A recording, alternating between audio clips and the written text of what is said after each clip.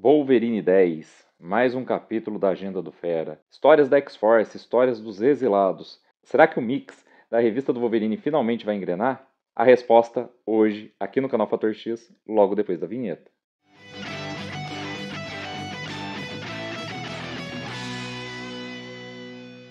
Olá, eu sou Inácio Santos. Este é o Fator X, o nosso canal sobre X-Men. E hoje trazendo até vocês Wolverine número 10, com mais um capítulo da agenda do Fera. Esse exemplar aqui, que encaderna a revista americana do Wolverine, encaderna X-Force e tem Dentes de Sabre e os Exilados. Até agora, o melhor título do mix, e ele nem é tão bom assim. Pois é, eu vou fazer aqui para vocês, como sempre, o review sem spoilers, para você ver o que eu acho dessa edição, se eu recomendo, não recomendo, por que eu recomendo ou por que eu não recomendo, e depois o resumo completo, para você que não liga para spoilers, para você que acompanha a revista do Wolverine só aqui pelo canal Fator X, ou que já leu a revista e quer entender melhor alguma coisa que você acabou de ler, mas que tem referência num passado dos mutantes, numa outra história em quadrinhos mais antiga, que talvez você não tenha lido ou não esteja se lembrando. Então, essas duas partes estão divididas aqui na minutagem, aqui na descrição tem essa minutagem. Você pode escolher qual das duas assistir. Pode assistir tudo de uma vez, se não ligar para spoilers. Aqui você vai encontrar também o link para adquirir Wolverine 10, números anteriores da revista do Wolverine, números posteriores e vários outros exemplares das mais diversas coleções ligadas ao nosso Carcaju favorito. Você encontra tudo isso na descrição, tudo com links da Amazon.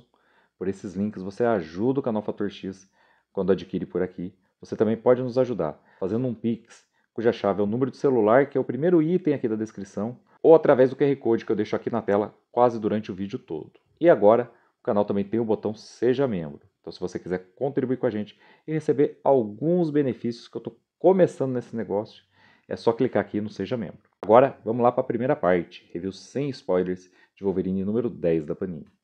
Wolverine número 10 custa R$ 31,90, tem 112 páginas, encaderna Wolverine de 2020, o exemplar americano, a coleção americana do Wolverine, número 28, X-Force de 2019, número 36, X-Force anual 2022, primeiro anual dessa X-Force, e Dentes Sabre os Exilados, número 3. Aqui, gente, continua a agenda do Fera, uma história que promete bastante, mas está um pouco fraca agora. Tem uma edição mais centrada no Wolverine e no Fera lidando com algumas consequências do que ele está fazendo ao manter o amigo em cárcere. Se você está acompanhando a revista ou viu os vídeos anteriores, você já sabe que isso aconteceu, não é um spoiler dessa edição. Na X-Force, a gente tem também consequências da agenda do Fera, porque a X-Force vai descobrir uma coisa que tem a ver com o que o Fera fez ao Wolverine nas edições passadas. Falar mais do que isso é dar spoilers, então fica para o resumo completo. E o anual da X-Force é um anual que já deveria ter sido publicado. Para vocês terem uma ideia, ele conta com um personagem que já morreu e não passou pelos protocolos de ressurreição. Talvez exista algum link de mostrar exatamente esse anual nesse momento. A gente tem que esperar as próximas edições, ver se isso vai ter alguma coisa a ver com a agenda do Fera. Ainda mais que o Fera, para variar, toma algumas decisões ruins também nesse anual. Algumas decisões bem frias. Bom, antes ainda do anual, nós temos na penúltima revista da edição o Dente Sabre e os Exilados. A missão deles continua, eles estão lá na base da Orcs, onde eles foram para resgatar o fabricante de órfãos, e tudo degringola muito rápido. Só que aí no finalzinho a gente tem uma virada, uma revelação, que se for bem construída, pode ser bastante interessante. De novo, eu gostei mais de Dente Sabre e os Exilados. Como eu disse, a agenda do Fera esfriou. A X-Force, a série mensal da X-Force que está aqui dentro, esse número 36 do volume de 2019, também está prometendo bem, viu? Assim, é uma história fraquinha, é o tipo de história do Benjamin Pierce, mas tem uns ganchos interessantes, tem algumas referências no passado, e pode ser que venha uma história um pouquinho de melhor qualidade nos próximos números da X-Force. Algumas coisas interessantes foram retomadas, e eu estou com um pouquinho de expectativa nisso. Eu também estava com expectativa na agenda do Fera. Vamos ver se a agenda do Fera melhora a partir do número 11. Wolverine 28 dá um pouco mais de noção pra gente como está sendo a vida do Wolverine, sendo mantido em cárcere pelo Fera. Ele foi privado de receber sua consciência durante sua passagem pelos protocolos de ressurreição pela última vez, e antes disso ele tinha sido morto pelo próprio Fera. Ele está sob controle do Fera através de um colar florônico que o Fera colocou nele, ao invés dele receber sua consciência, mas a gente pode ver que ele está tendo pensamentos. Todos esses pensamentos são sobre ser controlado pelo Fera, o Fera querer que ele mate pessoas, querer de vez em quando que ele se alimente, sobre ele ser mal por dentro, sobre ele ter uma escuridão dentro de si.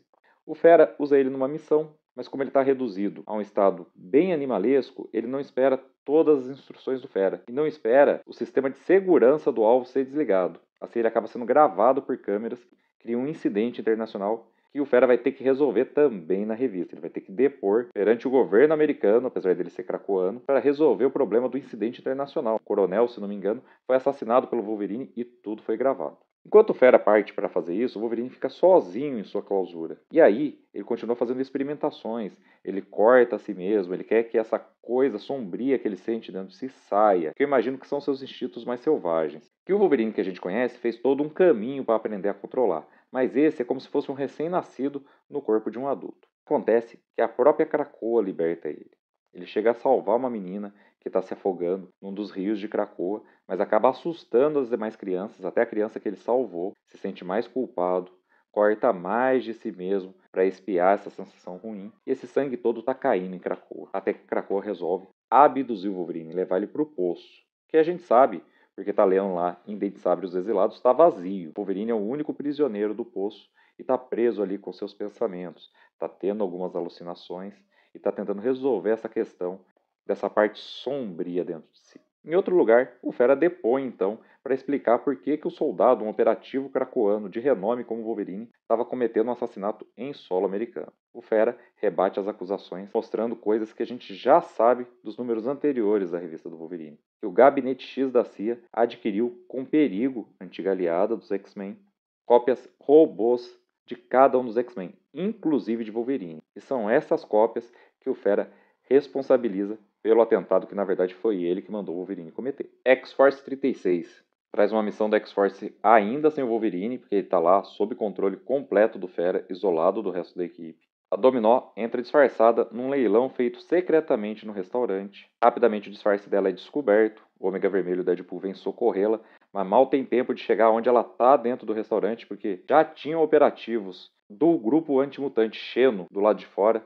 Operativos esses foram produzidos por bioengenharia, tem vários poderes, inclusive jogar seu olho para ver o que está acontecendo onde os dois estão, se desfazer quando derrotados para não deixar pista nenhuma. E, durante esse confronto, a Dominó consegue obter um coração do Wolverine que estava sendo leiloado nesse restaurante. Coração esse que foi obtido pela Casa Legado após o Wolverine ser assassinado pelo Fera. O Fera deu um lance na Casa Legado pela morte do Wolverine, ganhou e pôde executar o amigo. Tudo isso para iniciar o plano maluco que a gente está vendo lá na revista do Wolverine. Ressuscitar o Wolverine sem sua mente, sem sua consciência para usá-lo como arma. E o coração acabou fazendo todo o caminho e chegando até o grupo antimutante Xeno. Esse mesmo grupo tem um infiltrado em Krakoa. Quem que é esse infiltrado? O Colossus. Colossus é infiltrado contra sua vontade porque está sob o controle dos poderes de um mutante que trabalha para a Rússia. E os mutantes russos estão colaborando com o grupo antimutante Xeno. Por que eu estou dizendo isso para vocês? Porque depois da missão, a Dominó volta para sua casa e encontra uma pintura que ela reconhece a arte. É uma pintura feita pelo Colossus, mas que expõe memórias que ela não gostaria de se lembrar. Então ela vai questionar ele, chega a brigar com ele. E o Colossus, na verdade, quer dizer um monte de coisa para ela. Inclusive que ele é o traidor. Mas, sob controle do mutante, que trabalha inclusive em conjunto com a organização Xeno, ele não fala nada. Dominó volta então. Após isso, o Fera inicia um plano ainda mais ousado. Colocar um dos ovos usados nos protocolos de ressurreição cracoanos à venda na Casa Legado, através de um laranja, para ninguém saber que os cracoanos têm a ver com isso. Mas para quê? Para atrair compradores e mapear os inimigos. E ele fala, olha, não é possível eles conseguirem produzir um mutante com os ovos que a gente usa aqui nos protocolos de ressurreição, porque eles precisariam de um grande telepata. Pois é, gente. A última cena da revista é o homem com tatuagem de pavão, líder da organização Xeno, com uma criança pequena, mas com poderes telepáticos ao seu lado. Essa criança produz um efeito telepático, inclusive, da mesma cor que o efeito produzido por Quentin Quire, que no momento está morto e morreu lutando contra o próprio supercomputador cérebro, que havia ganho consciência e se voltado contra os mutantes.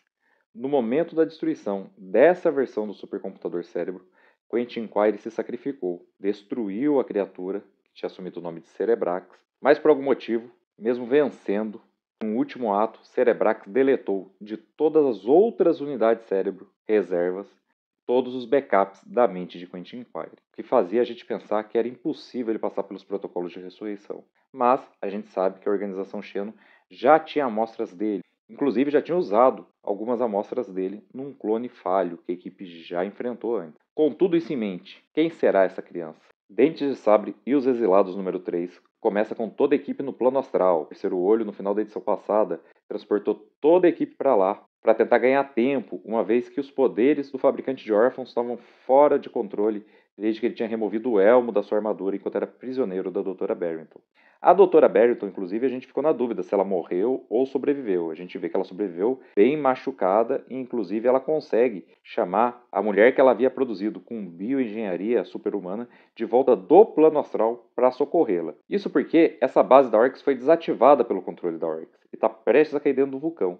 Só que quando ela foi desativada, também foram desativados os implantes inibidores de poder criados pela Doutora Barrington. Assim, usando seus poderes novamente, os outros mutantes que já eram prisioneiros na instalação começaram aos poucos a fugir, com a ajuda inclusive de uma teleportadora que era prisioneira, e rapidamente encontraram a Doutora Barrington. Então ela teve que chamar essa mulher que é fruto dos seus experimentos e veio socorrer a Doutora Barrington mais uma vez. No plano astral, a própria Babá está tentando consertar a armadura do fabricante de órfãos, imagino que uma representação astral da armadura, mas que talvez se opere fisicamente de alguma maneira. Lembrando que, numa das vezes nas quais o Professor X perdeu novamente o movimento das pernas, ele perdeu no plano astral, e os danos à sua coluna no plano físico foram permanentes. Mesmo assim, é forçar um pouquinho a barra, né? Mas eles estão lá, estão operando a armadura dele, enquanto o Derretedor, que ganhou uma nova forma já há algumas edições, tranquiliza o cara dizendo que é o Johnny Storm. Ele achou que ele era o Johnny Storm desde que viu ele nessa nova forma, e ele é bem infantil, né? Ele, o fabricante de órfãos. Então o Derretedor começou a enganar ele para permitir que a Babá e o Madison Jeffries pudessem operar a armadura lá no plano astral, com a Doutora Barrington fora da base e os mutantes continuarem implementando seu plano de fuga, porque a base toda está prestes a cair num vulcão. E os mutantes em fuga chegam a carregar os exilados, mas estão preocupados, porque o fabricante de órfãos, mesmo inerte, mesmo com sua mente lá no plano astral, está soltando um pouco de energia e pode ser que exploda a qualquer momento. Enquanto tudo isso está acontecendo, alguns personagens saíram para explorar o ambiente. Foi o caso de Groxo, Dente Sabre e Oya. E aí encontraram um ser preso numa bolha, no meio de vários seres disformes. Tudo muito visceral, muito parecido com uma coisa viva de dentro de um ser humano. O Groxo e o Dente Sabre fugiram rapidamente, mas a Oya decidiu investigar melhor. E no finzinho da edição, enquanto a equipe ainda está no plano astral, ela voltou com uma pessoa morta nos braços. Lá dentro do plano astral, ela encontrou Victor Cred. Mas espera aí, ele não é o Dente Sabre? Pois é, na série solo Dente Sabre, que antecedeu a fundação desse grupo, a gente viu que dentro da mente do Dente Sabre existiam várias manifestações dele, inclusive uma que era o próprio Victor. A gente via tudo isso enquanto eles estavam no poço, porque o poço meio que servia ali como se fosse um plano astral. Pelo jeito, isso vai ter algum link com a continuação dessa aventura nas próximas edições. X-Force Anual 1 mostra uma missão da equipe de antes da morte de Quentin Quire, a morte que eu contei já nesse vídeo, quando eu estava fazendo o resumo completo da história regular da X-Force que saiu nessa revista. Aqui, o Wolverine, o próprio Quentin Quire e a Dominó vão investigar uma base da Orcs sobre um vulcão, mas não é a base dos exilados, que os exilados estão, não, para procurar pétalas cracoanas roubadas.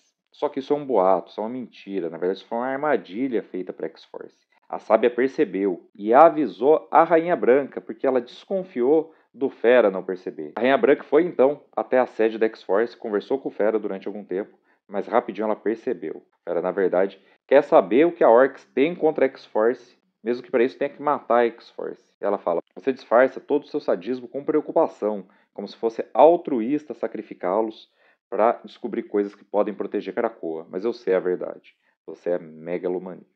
A X-Force acaba sendo entregue, então, à armadilha da Orcs. São 3 armadilhas, cada uma projetada para um deles, sendo que a mais letal é aquela usada contra a Dominó, que deveria eliminá-lo o mais rápido possível. Eles mal querem estudar o poder da Dominó, querem mais estudar os poderes do Quentin Quire e do Wolverine, porque acham os poderes dela voláteis demais. A sorte, como que se quantifica a sorte? Então eles acharam arriscado demais mantê-la viva durante muito tempo.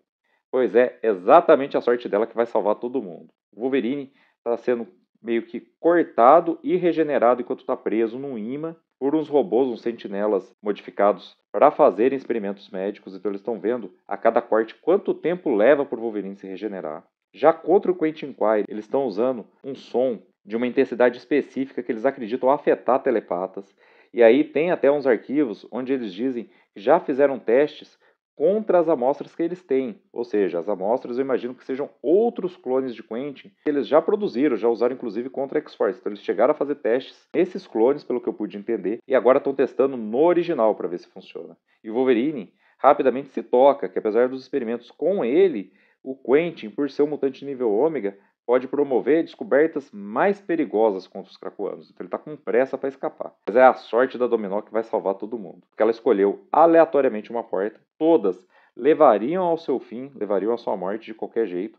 Mas a porta que ela escolheu jogou ela justamente no vulcão. E enquanto ela está caindo dentro de uma redoma, que vai levar um tempo a ser dissolvida, ela só se lembra que às vezes vulcões, durante sua erupção, produzem energia magnética que podem inverter outras ondas magnéticas próximas. E é assim, só dela lembrar que a sorte faz esse caminho. O Wolverine se liberta do imã, que ao invés de prendê-lo, o repele, luta contra os robôs, encontra o Quentin e eles têm que partir de lá, porque rapidamente a Orc se desliga tudo e vai deixar a base cair dentro do vulcão para matar os mutantes. Só que eles precisam resgatar o resultado dos experimentos, mesmo sem saber que foi exatamente para isso que o Fera os enviou. E também impedir que eles recebam o resultado dos experimentos em outro lugar, para aprimorar a arma que eles estavam usando contra o Quentin. Isso é muito perigoso. Eles conseguem, e quando terminam, se reportam ao Fera. Mas nessa hora parece que o Quentin Quire desconfiou de alguma coisa. Talvez ele tenha percebido que eles foram usados. E esse foi o vídeo de hoje do canal Fator X. Espero que vocês tenham gostado. Se vocês gostaram, aproveitem e curtir o vídeo, se inscrevam se ainda não são inscritos, ativem o sininho para receber as notificações e, com as notificações ativas, voltem para os nossos próximos vídeos. Eu espero vocês de volta para todos eles. Então até lá e um grande abraço!